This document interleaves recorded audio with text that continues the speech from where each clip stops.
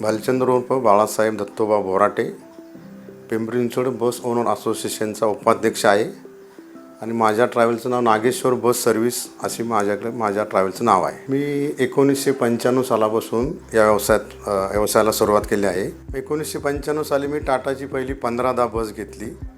तर या बस घ्यायचं कारण असं की पूर्वी आमच्या गावामध्ये किंवा आमच्या चुलत्यांकडे ट्रक होत्या आणि त्या ट्रकही सुद्धा फक्त टाटाच्याच असायच्या आणि टाटा हे आमचं एक दैवत म्हणलं तरी चालेल, कारण कुठंही काही वेळेस टाटाची मदत होते, टाटा कंपनीची. त्यामुळं आम्ही टाटाच्या फक्त टाटा आणि टाटाच्याच गाड्या वापरतो. माझ्याकडे आता 175 बसेस आहेत, त्यापैकी 150 या पूर्ण टाटाचं फ्लीट आहे.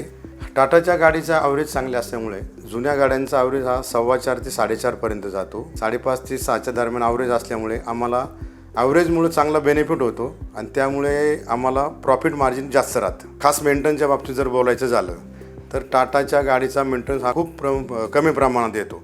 त्याचप्रमाणे जर आमची गाडी कुठं जर बाहेरसुद्धा चालतात गाड्या आमच्या ऑल ओव्हर इंडियामध्ये, तर आम्ही टोल फ्री नंबरला जर कधी आमची गाडी ब्रेकडाऊन झाली, टोल फ्री नंबरला जर फोन केला, विदिन 2 आवर्स ती आमची गाडी आमच्या रोडवर येते. गाडीचं मेंटेनन्स वगैरे म्हणजे क्लिअर करून ती आमची गाडी रोडवर हे केली जाते. आणि पुण्याच्या आसपास जर बोलायचं झालं तर पुण्याच्या आसपास टाटाचे भरपूर शोरूम आणि हे असल्यामुळं टास्क असल्यामुळं विदिन एक तासामध्ये विदिन 1 आवर्स एका तासामध्ये आमची ब्रेकडाऊन झाली गाडी ऑन रोड होते. टाटा मोटरची गाडी घेण्याचं कारण अजून एक की ड्रायव्हरला फार कम्फर्टेबल आहे. ड्रायव्हर सीट म्हणा, क्लच म्हणा, ब्रेकिंग म्हणा, त्यानंतर गिअर शिफ्टिंग म्हणा. आता हिरो 6च्या नवीन गाड्या आल्यात, त्यामध्ये मोडमध्ये लाईट मोड आणि हेवी मोड ह्या 2 पिक्चर असल्यामुळे तर लाईट मोड म्हणजे घाटामध्ये जाताना किंवा चढ उताराला आमच्या ड्रायव्हरला त्या मोडमध्ये जाण्याला खूप मदत होते. इको मोड आणि स्पीड मोडची. बाहेर आउट स्टेशन जाण्यासाठी प्रत्येक वेळेस पॅसेंजर आमची नागेश्वरचीच बस पाहिजे असं दरवेळेस ते रिकमेंड करता आम्हाला. त्याची कारणे 2 आहे की गाडीचे सीट चांगले असतात. सीट रिक्लायनिंग होतात, पुढे मागे होतात सीट. ते AC चांगलं, ACचं कूलिंग वगैरे चांगलं असतं.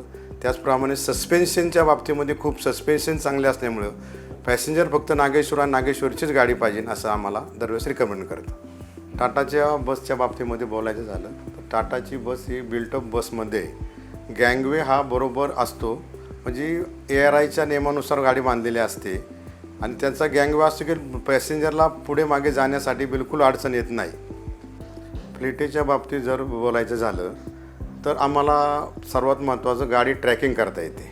गाडी कुठं जाते, कुठं थांबते, ड्रायव्हर कशी ड्रायव्हिंग करतो, काय करतो ते आम्हाला समजतं, बसल्या जागेवरती समजतं.